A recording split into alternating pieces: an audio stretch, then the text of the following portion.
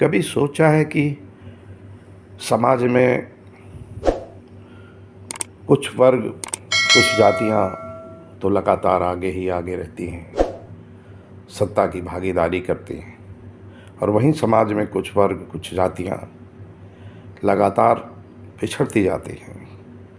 बहुत कोशिश के बाद भी वे पीछे ही रहती हैं। और तभी जब देश में संविधान लागू हुआ तो इसी पिछड़ेपन को दूर करने के लिए संविधान में ऐसी पीछे रहने वाली जातियों को, जिनको ओबीसी कहा गया, अनुसूचित जाति कहा गया, अनुसूचित जनजाति कहा गया, आरक्षण की व्यवस्था की गई। लेकिन ऐसा होता है, ऐसा हुआ है, इतिहास गवाह है। इतिहास से शिक्षा लेने की ज़रूरत थी, लेकिन ली नहीं गई। और आज भी ये समाज जो दौड़ में पिछड़ गए हैं, ये आत्मचिंतन नहीं करते। बौद्धिक आश्रम में हम मुख्य रूप से इस पर बल देते हैं कि देश की मुख्य धारा में आने की आवश्यकता है।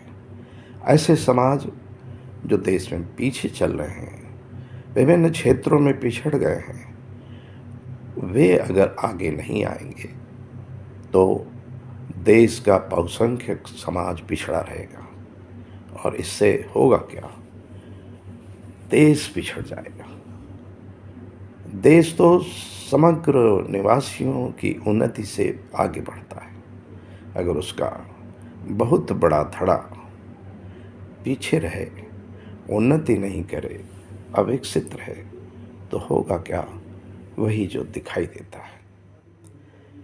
ये जो विकास का अनुपात गड़बड़ चल रहा है, भयानक गतिरोध है, वही स्थिति होती है।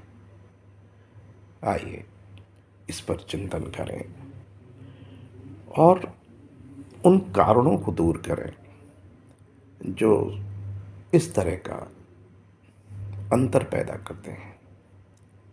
विशेष रूप से उन समाजों को सोचना पड़ेगा जो पिछड़ गए हैं। ओबीसी, एससी, एसटी समाज कब तक रिजर्वेशन, आरक्षण के सहारे रहेंगे? और अगर रहेंगे भी तो उनको वो सब मिलता कहाँ है? कोई न कोई अवरोध पैदा होता है और जो आरक्षण होना चाहिए था वो मिला नहीं, न मिलता है। इसके विरोध में बहुत से वर्ग खड़े होते हैं। इसलिए भी केवल आरक्षण से आप उन्नति नहीं कर सकते हैं। कुछ अंतर तो आता है, लेकिन उन कारणों को दूर करना होगा जिनके कारण आप पिछड़ गए हैं। बहुत बड़ा कारण शिक्षा का होता है। शिक्षा, वो भी वैज्ञानिक शिक्षा, कर्म की शिक्षा, कार्य करने की शिक्षा, आर्थिक उन्नति करने की शिक्षा, विकास करने की शिक्षा, न कि धार्मिक कर्म कांड करने की शिक्षा, पूजा पाठ करने की शिक्षा, तरह तरह के धार्मिक सामाजिक रीति रिवाजों में जीवन गुजारने की शिक्षा।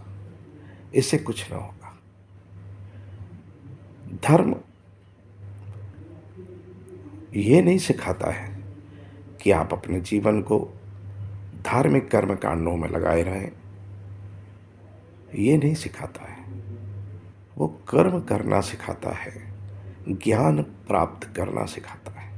लेकिन अगर कोई धर्म, किसी का धर्म, वो केवल कर्म कांडों तक सीमित रखता है, आपको पूजा पाठ तक सीमित रखता है, तो आपका भला नहीं हो सकता। भला हो, इसके लिए ज़रूरी है कि आप ज्ञान मार्ग पर चलें, कर्म मार्ग पर चलें, कर्म करें, ज्ञान प्राप्त करें, और इसके सहारे ही आप उन्नति के रास्ते बढ़ेंगे। आप देखते हैं जो अगड़े हैं उनमें क्या खूबियां हैं। होता यह है कि जो पिछड़े हैं वो लगातार अगड़ों की बुराई करते रहते हैं, उनसे नफरत करते हैं, उनसे ईर्ष्या करते हैं, मगर इससे लाभ तो कुछ नहीं मिलेगा। जबकि होना ये चाहिए था कि पिछड़ों को अपनी कमजोरियों को पकड़ना होता, कमजोरियों को पकड़ते और कमजोरियों को पकड़कर उनको दूर करते, लेकिन ऐसा किया नहीं जा रहा है। अभी भी बहुत कम किया जाता है। कमजोरियां बिना दूर किए केवल जो आगे निकल गए हैं उनको नफरत भरी निगाह से देखने से आप आगे नहीं बढ़ेंगे। कमजोरियां आपके अंदर हैं। आप शिक्षा के क्षेत्र में तरक्की और करिए, जितना भी किया है उससे और करिए, लेकिन आपका बहुसंख्यक वर्ग खेती किसानी में लगा रहता है। खेती किसानी करने से आपकी जीवनी शक्ति जहाँ क्षीण होती है, समय नष्ट होता है, वो उसके मुकाबले आपकी आर्थिक उन्नति बहुत कम होती है। आप देखेंगे कभी किसान शायद ही कोई खाता पीता मिले, हमेशा विपन्न दशा में मिलता है। इसी तरह मजदूर भी होता है। तो आप शिक्षा को प्राप्त कर ऐसे कार्य करें जिससे आपकी आर्थिक उन्नति हो, आपका विकास हो, आप हर तरह से अगड़े की श्रेणी में पहुंच जाएं। तो ज़रूरी है कि आप शिक्षा के क्षेत्र में ज़्यादा काम करें। लेकिन अगर आप कर्मकांडों में नहीं फंसते हैं, पूजा पाठ में, धार्मिक अंधविश्वासों में, पाखंडों में नहीं फंसते हैं, तो निश्चय मानिए कि आपका समय बचेगा और आपका जो समय बचेगा वो आपके लिए होगा, आपको आगे बढ़ाने के लिए होगा। आप ज़्यादातर देखते हैं कि लोग साल भर कोई ना कोई धार्मिक कार्यक्रम में लगे रहते हैं। कभी कांवड़ लेना चालू कर देते हैं, कभी सुंदरकांड का पाठ करते हैं, कभी और कोई धार्मिक कार्यक्रम करते हैं, कभी यहाँ जाते हैं वहाँ जाते हैं। अब इनमें सब में पैसा खर्च होता है, समय भी खर्च होता है। सब व्यय के बाद उपलब्धि कितनी होती है, इसको देखें, अगड़ों से सीखें। आप ब्राह्मणों, क्षत्रियों, वैश्यों से सीखें। आपको देखना होगा कांवड़ लेने वालों में जो आगे बढ़े वाले लोग हैं, जिनको आप सवर्ण कहते हैं, वे शायद ही कोई मिलेंगे, शायद ही उनमें से कोई कांवड़ लिए हुए मिलेगा। इसी प्रकार अन्य धार्मिक कर्मकांडों को करते हुए आपको वो बहुत कम मिलेंगे। पिछड़ेपन में बहुत बड़ा योगदान इन कर्मकांडों का होता है। दुनिया के किसी भी धर्म में, किसी भी मजहब में, संप्रदाय में जो परिवार, जो लोग, जो वर्ग, जो जातियाँ इन कर्मकांडों को अधिक करती हैं, वे पिछड़ जाती हैं। वे अपना जो कीमती समय है वे नष्ट करती हैं, जो अपना बचा खुचा पैसा है उसको नष्ट करती हैं। इसलिए कर्मकांडों से दूरी बनाकर रहिए, पाखंडों से, तरह तरह के रीति रिवाजों से दूर रहिए। शिक्षा में धन लगाइए, शिक्षा के बाद व्यवसाय में धन लगाइए, उद्योग में धन लगाइए, नौकरी प्राप्त करने की तमाम कोशिश करके उन्नति करिए। फिर जब आप उन्नति के रास्ते पर चल पड़ते हैं तब आप देखेंगे कि इन वर्गों में जो पिछड़े वर्ग हैं, अनुसूचित वर्ग हैं, उनमें आपको बहुत कम ऐसे लोग मिलेंगे जो सरकारी नौकरियों में हो। जो सरकारी नौकरियों में हो यानी कि ब्यूरोक्रेसी में हो, उनकी संख्या बहुत कम होगी।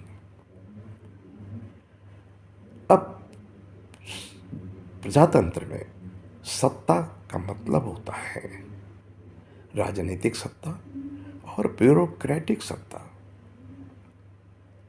अगर विधायिका और कार्यपालिका के रूप में देखें तो सत्ता के दो अंग हैं। राजनीति तभी सफल हो सकती है जब ब्यूरोक्रेसी में, भारी संख्या में आप हों, अन्यथा राजनीति हमेशा असफल होती है, हमेशा फेल होती है। ब्यूरोक्रेसी में जाने के लिए रात दिन अथक परिश्रम। कावड़ लेने से कोई आईएएस नहीं बन जाता है, कोई पीसीएस नहीं बन जाता है, कोई सरकारी नौकर नहीं हो जाता है। आपको पढ़ना पड़ता है। आप अगड़ों से देखिए, आप ब्राह्मणों से सीखिए, आप ठाकुरों वैश्यों से सीखिए, वे अपने उन्नति के कामों में लगे रहते हैं। उनसे ईर्ष्या मत करिए। उन पर आरोप लगाने से आपको कुछ नहीं मिलेगा, उनसे सीखने से आपको मिलेगा। वे क्या काम करते हैं, आप उसी तरह से काम करिए। वे किस तरह का अपने समाज में समय का सदुपयोग करते हैं, आपको वही करना होगा। अब ब्यूरोक्रेसी की बात की मैंने बात की कि विधायिका में जो राजनीति है उसमें उपस्थिति दर्ज कराने की, मगर एक दो क्षेत्र और महत्वपूर्ण है, जैसे न्यायपालिका है, जुडिशरी है। देश में आप सर्वे करके खुद देखिए, जुडिशरी में इन वर्गों के लोग बिल्कुल नहीं के बराबर मिलेंगे। आपको शायद ही कोई मिलेगा जो जज हो। हाई कोर्ट, सुप्रीम कोर्ट तक में जज होना तो बहुत ही कठिन है। तब आपको संघर्ष तो करना ही होगा जुडिशरी में जाने के लिए। आप उस लेवल की पढ़ाई करेंगे। निश्चित रूप से ऐसा नहीं है कि कुछ लोग सेलेक्ट नहीं होते हैं, मगर संख्या बढ़ानी होगी। लगातार आपको आगे विकसित होना होगा, और जो समय आपका समाज घंटा घड़ियाल बजाने में समय देने में लगा रहता है, उसको सोचना होगा कि वो शिक्षा में अधिक समय दे। जुडिशरी के साथ और अन्य जो चर्चाओं के बिंदु थे, उनके साथ एक सबसे और ज़रूरी क्षेत्र है, वो है मीडिया। मीडिया चतुर्थ स्तंभ है, और देश में मीडिया ही बाकी तीनों स्तंभों को नियंत्रित करता है, संचालित करता है, सहयोग देता है, दिशा देता है। और आपने देखा है मीडिया में कितने लोग हैं इन वर्गों के, पिछड़ों के, अनुसूचित जाति जनजातियों के, और नहीं है तो बार बार यह आरोप लगाने से काम नहीं बनेगा कि आपको लोगों ने मीडिया में आने नहीं दिया। आप स्वयं नहीं गए, आपने कभी सोचा ही नहीं कि मीडिया की नौकरी भी कोई नौकरी होती है। मुझे अनुभव है कि जब भी किसी को मीडिया के लिए कहा जाता है कि पत्रकार बनो, लेखक बनो, कवि बनो, तो उन परिवारों में लोग बहुत ही ऐसे सोचते हैं जैसे कि ये कहाँ से बात कह दी गई, जैसे कोई बहुत गलत बात कह दी गई है। छोड़ना होगा आदतें कि खेती अच्छी है, अन्न उत्पादन करना अच्छा है, अन्नदाता होना अच्छा है, ये छोड़ना होगा। लेखक बनना होगा, कवि बनना होगा, ताकि आपकी लिखी हुई पुस्तकें समाज में पढ़ी जाएं। आपके लिखी हुई तमाम इतिहास की किताबें, विज्ञान की किताबें, विभिन्न विषयों की किताबें समाज में चलें। आप लेखक बने, कवि बने, और सबसे ज़्यादा ज़रूरी है कि आप पत्रकार बने। पत्रकार समाचार पत्रों के, पत्रिकाओं के, और पत्रकार न्यूज़ चैनलों के। इसलिए ज़रूरी है कि आप मीडिया में भागीदारी बढ़ाएं। तो ज़रूरी है ये जो समाज हैं जो देश की मुख्यधारा में नहीं चल रहे हैं, इनको इन क्षेत्रों में काम करने की ज़रूरत है। तब आप अन्य वर्गों से मुकाबला कर सकेंगे और देश की उन्नति में आप अपना योगदान दे सकेंगे। देश की उन्नति में योगदान देने के लिए आइए, आगे बढ़िए। निश्चित रूप से आप में अपने परिवर्तन अगर लाते हैं तो आप आगे बढ़ेंगे। कोई ताकत आपको आगे बढ़ने से रोक नहीं सकती है। ये आप हैं जिसके कारण आप पिछड़ गए हैं। अपने पिछड़ेपन की सोच को दूर करिए। एक